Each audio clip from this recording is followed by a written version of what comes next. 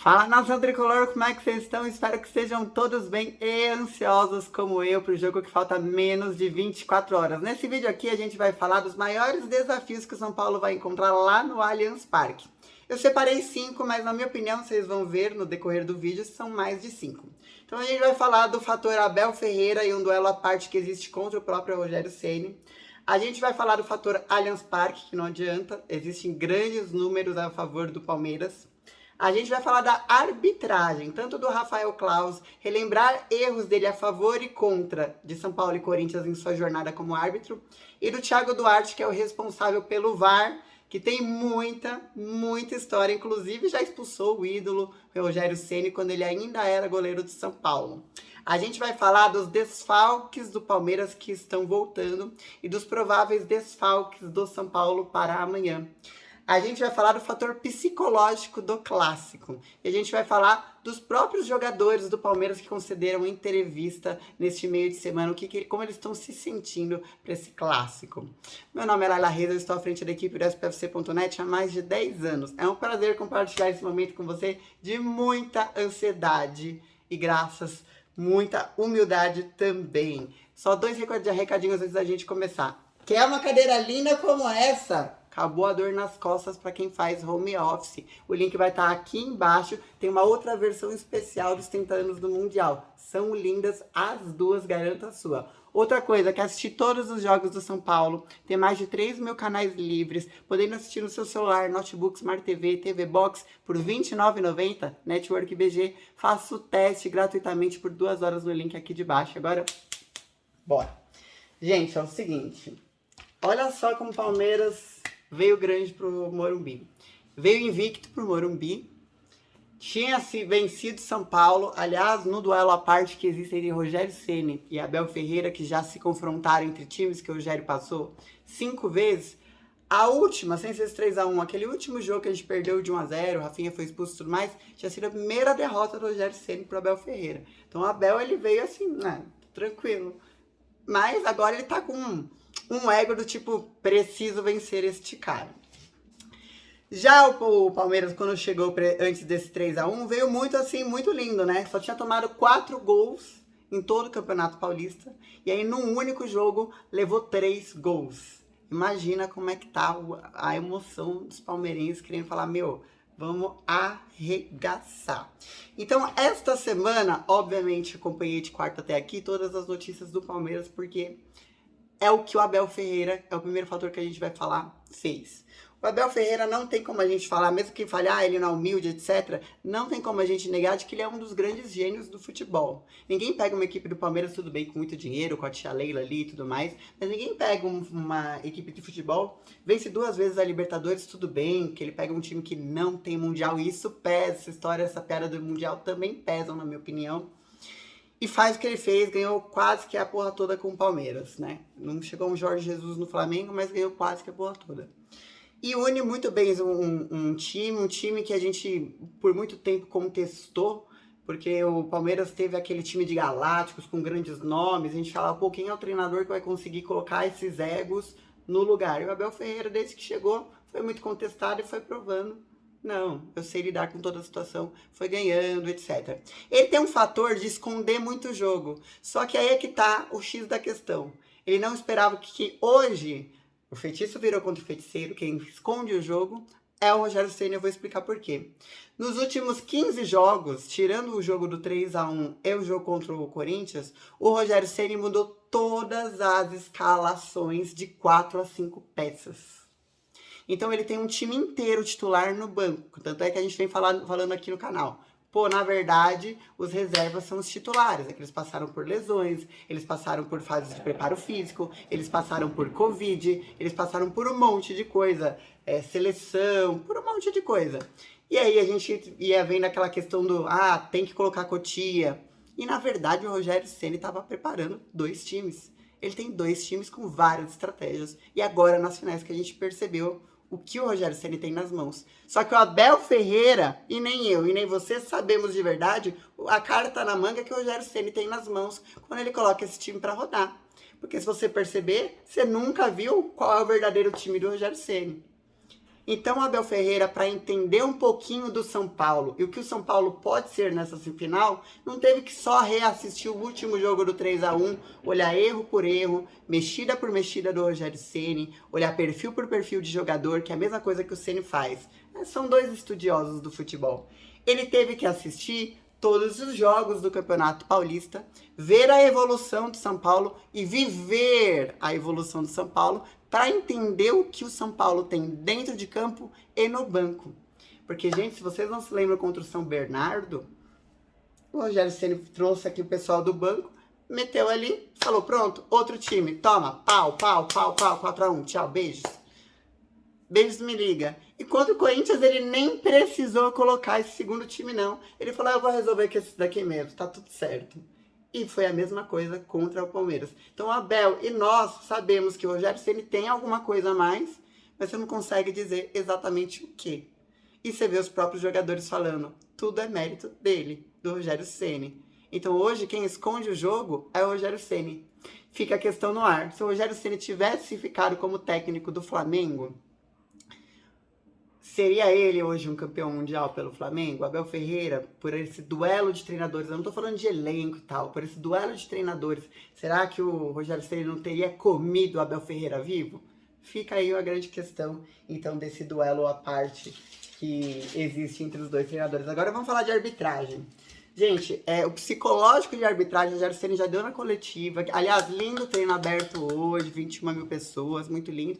E aí o Ceni deu outra coletiva e falou, olha, eu já instruí os meus jogadores a ignorarem a arbitragem. Não ignorar no sentido de desrespeito, mas ignorar assim, deu uma decisão que você é contra, não discute com o juiz. Vai embora e foca na bola, foca no futebol, foca no jogo. O Macedo, que foi campeão em cima do Palmeiras em 92, foi campeão Libertadores aqui no São Paulo, concedeu entrevista e falou a mesma coisa. Olha, São Paulo não pode cair na pilha. Não pode, porque já teve o Abel falando tudo aquilo, que não foi legal de ter sido dito, mas foi dito. Então, o principal nesse jogo aí é não cair na pilha de juiz, de arbitragem, porque pode acontecer de tudo, Rafael Claus e Thiago Duarte. Esse Douglas Marques do último jogo, eu fiz uma pesquisa e ele já errou contra o São Paulo em outros jogos. Ele já errou a favor do Palmeiras em outros jogos. Então é muito triste ver o que o Abel falou. Mas em vez de ficar falando do jogo passado, vamos falar do Rafael Claus. O Rafael Claus já teve uma polêmica de arbitragem contra o São Paulo em 2020, naquele comecinho de Campeonato Paulista, que a gente começou a ter vários jogos, um na sequência do outro, uns 5, 6 seguidos, que era erro atrás de erro de arbitragem contra a gente. O Lugano e o Raí vindo na mídia direto falando, pô, aí Federação Paulista de Futebol, vocês não treinam o técnico de vocês, o que acontece? Todo jogo tem algum erro. E aí o Klaus tem um erro de que ele impediu um gol que não estava impedido, anulou um gol nosso e deu pro Botinho um gol hiper impedido e o VAR falou que não conseguia checar. Com 13 mil câmeras, o VAR respondeu pro árbitro, nós não conseguimos checar, valide o gol. E o gol foi validado. Então, assim, quero dizer isso por quê? Porque se a gente pegar a história de cada árbitro, quando eles entram em campo, o Douglas Marques é considerado um treinador novo, 34 anos, pouco tempo aí de estrada, 5, 6 anos e tal. O Klaus já é considerado, o Rogério Ceni falou, para mim é o melhor árbitro do Brasil. Todo árbitro vai ter lances ou jogos de erros e jogos de acertos. Não adianta, a favor de todos os times, porque eles têm aí regras da CBF e da Federação Paulista, de que eles não podem repetir um time depois do outro. Então eles pegam clássicos, depois jogos pequenos, depois clássicos. Não dá muito para falar. Agora, o grande debate, o maior medo do Rogério Ceni não está no Rafael Claus. Eu esqueci só de falar do Rafael Claus uma coisa. Não, aqui era o Macedo, perdão. É do Thiago Duarte mesmo que a gente vai falar. O Thiago Duarte é o grande medo tanto do Palmeiras quanto do Rogério Ceni. Rogério Ceni falou, me preocupa mais responsável pelo VAR. Por quê? Já houve em 2015 uma vez que ele acertou contra a gente num jogo contra o Furacão. Numa expulsão do Walter, que estava tendo muita falta, etc. Não vou entrar muito a fundo. Mas já houve também em 2015 um jogo em que ele expulsou o Rogério Ceni. Na ocasião, o Rogério Ceni estava no banco. E aí o árbitro foi lá e deu um cartão amarelo para o Renan Ribeiro. e o Ceni não gostou, foi reclamar e tal, e foi expulso. Aí perguntaram ao Rogério Ceni, aí, o que você achou da arbitragem? O cara fez isso contigo. E ele soltou o verbo, esse cara só quer aparecer, não quer arbitrar nada, não quer apitar jogo, ele é um cara que gosta de aparecer. Os anos se passam, o mundo dá voltas e aqui estamos, este é o responsável pelo VAR amanhã. Este mesmo responsável do VAR já errou a favor do Palmeiras, num Palmeiras e Corinthians. Em um lance que tinha que ser expulso, ele expulsou o Gabriel, mas no lance não tinha o Gabriel. E o auxiliar dele falou, é o Maicon que você tem que expulsar, foi o Maicon que cometeu aí a penalidade, né, a falta agressiva. E ele falou, não, eu vou continuar e expulsou o Gabriel mesmo, e depois ficou aquela polêmica dele não querer voltar atrás na decisão, sendo que o jogador nem participava do lance. O Maicon deveria ter sido expulso, e ele falou, não, dane-se. Então, assim, o principal é não cair nisso. Podem acontecer erros. Na minha opinião, no último jogo que o Douglas Marques apitou, teve um monte de erro a favor do Palmeiras também. Para mim, não teve um monte de falta que ele não deu.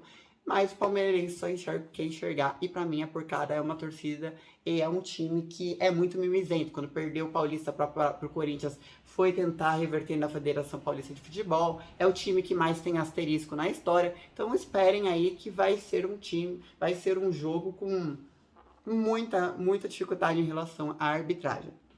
Entra aqui também psicológico de clássico. Não adianta. É um jogo que vai vir catimba.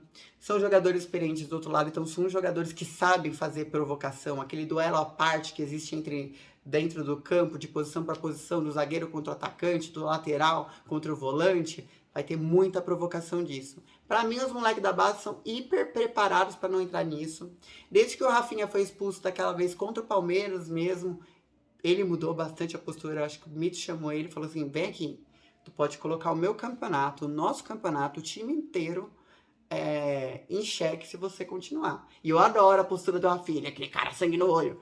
Só que ele deu uma parada nos últimos jogos e eu reparo sempre bem. Falou, Rafinha, você vai discutir? E não, ele tá separando briga. Eu falei, olha só o Rafinha. O mais sangue no olho ultimamente tem sido o Luciano, mas acho que ele sabe que é final se ele entrar. Clássico é clássico.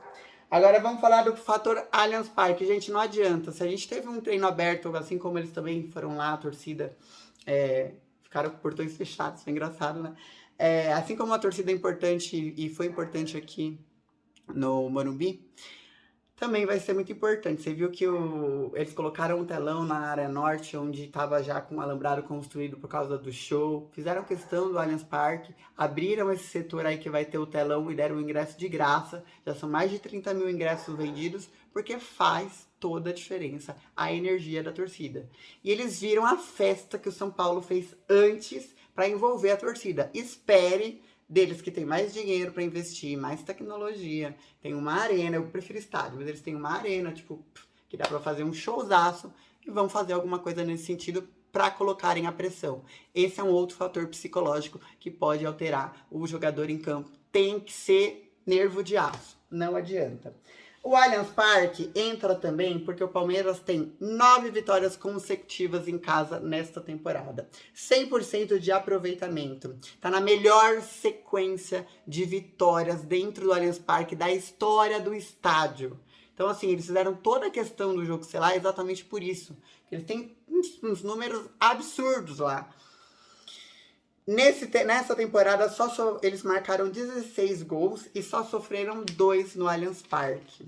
Porém, se a gente pegar no Choque Rei, no geral, das 14 vezes que o São Paulo enfrentou lá no Allianz Parque, em 6 vezes o Palmeiras venceu com mais de 2 gols de diferenças. O São Paulo é o rival que mais atuou no Allianz Parque, foi o rival que mais perdeu o Palmeiras no Allianz Parque. No total, são 9 vitórias do Palmeiras, 2 empates e 3 vitórias do São Paulo. Porém, nos últimos 5 jogos que o São Paulo disputou lá no Allianz Parque, deu São Paulo. Mesmo quando levou para os empates, passou no pênaltis, conseguiu um 3-0 em plena Libertadores, conseguiu vencer também ali diante do Paulista e a gente também derrubou o Tabu. Então, assim, o retrospecto geral tá melhor para eles. O retrospecto tabela Paulistão geral também tá melhor para eles. Mas os últimos jogos de São Paulo no Allianz tá melhor para nós. É um fator que tinha que ser lembrado. Trago para vocês também agora os dois últimos fatores, desfalques e elenco. Agora, sendo mais rápido, tá ficando comprido o vídeo. Tanto o Danilo tá voltando de desfalque, o Everton tá voltando de desfalque, foi cortado da seleção, mas não era nada grave na mão dele, então ele pode jogar. O Jailson tinha jogado no lugar do Danilo, a torcida do Palmeiras estava semana passada inteira falando, pô, o Danilo tem que voltar, tem que voltar, tem que voltar. Já tá à disposição, já treinou taticamente e deu entrevista falando que é direito do Palmeiras vencer este campeonato pelo tanto que lutou por ele. Assim como o Gomes também deu uma entrevista no mesmo sentido, dizendo que é direito, como se fosse deles. Então eles vão entrar com esta cabeça. Então a gente tem o Danilo, que é um menino que vem da cria, é uma cria da academia do Palmeiras, misturado igual ao São Paulo com pessoas experientes para um clássico como esse, como o Dudu, como o Veiga, o próprio Everton e etc. Então, assim, o fator de como tá a mente deles e como a mente deles fluiu durante a semana e durante os treinamentos conta muito também em campo. Juntando com a Allianz Parque, juntando com a torcida, juntando com tudo. E eles estão com essas do tipo 2-0, não, 2-0, que eles têm 2 para entrar no gol, né? Para entrar no campeonato, né? Não é uma grande vantagem na cabeça desses jogadores, segundo eles falaram em entrevistas no decorrer dessa semana. E o São Paulo pode ter o Éder como um desfalque. Eu não sei se é uma estratégia do Ceni falar que pode ser o desfalque ou se realmente pode ter. Por fim, favoritismo. Nunca é legal, né, ter o favoritismo. Ainda mais São Paulo. E agora todo mundo, Nelson César da Jovem Pan, o Denilson que falou que ia ser muito difícil e emocionante, e vários outros tantos comentaristas e jornalistas e influencers colocando o São Paulo já como bicampeão. Eu não gosto. Eu detesto. A gente pode... Se acontecer essa estratégia do Ceni, que era o que ele queria quando ele colocou o Nicão e o Colorado em campo, tipo, eu vou pra cima, Colorado, se segura que eu vou decidir aqui no Morumbi, vou meter 5. Aí a gente ia comemorar o título em casa e entrar em campo pra cumprir tabela. Mas não foi isso que aconteceu. Então, assim, 2 gols e o favoritismo não é legal. Eu acho que é um fator contra a gente. Amanhã eu faço um vídeo do por que acreditar no bicampeonato que sai antes do jogo bem cedinho. Grande beijo.